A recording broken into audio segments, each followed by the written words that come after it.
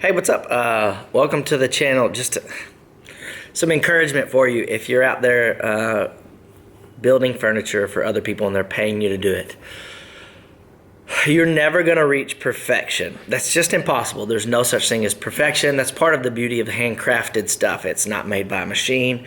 There are defects in it. But here's what I want to say to anybody who's out there making stuff is strive to provide the best thing that you can possibly make.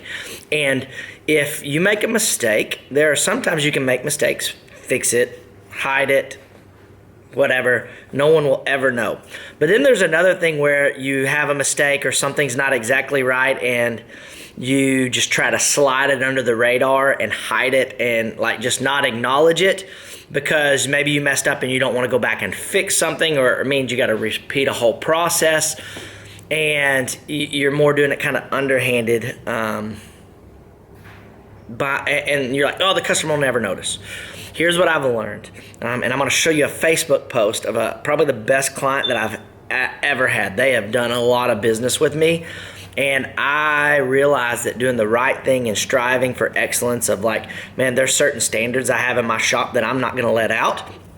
What it did for them of building trust and then helping build the name of the brand of my business and the referencing of other clients to know that here's the deal. I've learned that I would rather be honest and point something out and say, hey, no, this doesn't meet par. I need to fix it before I send it out my shop versus just saying maybe they just won't notice. And here I'm going to show you a Facebook post of what this client said. I didn't.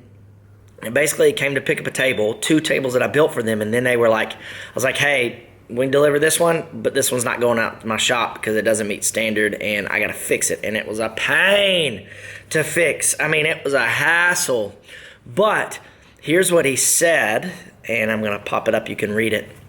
Ultimately, he just said, hey, something that probably would have taken me 10 years to notice, he pointed out and he fixed it and made it right, and I'm thankful for that, yada, yada, yada. That was good. But here's what else I got to thinking about that as a craftsman and running a business and everything else is, you know what?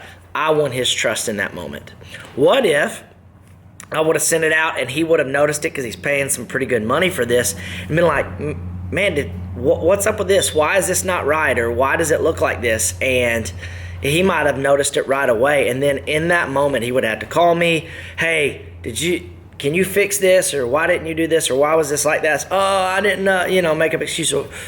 But here's the reality. Like, I want his trust immediately because he doesn't feel like he's getting cheated. He knows that I'm going to do the best that I can possibly do, and I have a standard, and he now wants to reference me and know that he can trust me with future stuff, that I'm not trying to like shortcut him. I'm not trying to overcharge him. I'm not trying to get something underneath him. And so that's all I'd say is if you're doing woodworking, any other craft for somebody, no, you're not going to be perfect, but there are certain times where if you don't get it right, instead of trying to just like, maybe they'll never notice, or shortcutting it, do the right thing, get it right, and in the long run, it pays off because they have brought me a lot of business and done a lot of business with me, and I think I'm thankful for that because I won their trust, and they can trust to know that, hey, it's going to be done right if we go with him, and that's what you want for your craft and business as well.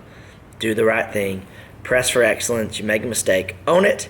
Don't try to hide it necessarily. There's little mistakes that you got to make corrections and fix. But if you're at the end of your project and you're about to send it out and you notice something, it's like, man, this sucks. But nope, I'm going to redo it even if it takes me longer. And in the long run, it pays off. So do the right thing. Oh, and just so you know, this isn't like a, man, look how awesome I am. I did that. Like, these things really suck. And in the moment, I'm like, I want to shortcut it and just not tell them. But there's been great payoff, and others have told me that as well, who I look up to. And so this is no means of like, man, I'm awesome, look at me. No, trust me, I've had my fair share of regrets on things that I look back and say, man, I wish I could have done differently. And you just get a chance every day to say, hey, I get a new mercy today. I want to do it right, and I want to establish a good name. And so that's what I'm striving for. Often I've found it is not what I want to do, but there's a discipline in choosing to do the right thing hoping that it will pay off. And if it doesn't, it doesn't, and it costs me, and it stinks. And you chalk those lessons up, you learn them, and you keep growing as a craftsman and getting better. So there you go. Words of wisdom. I don't even know if they're wise, but just some thoughts in the shop thoughts. That's what it is. Have a good day.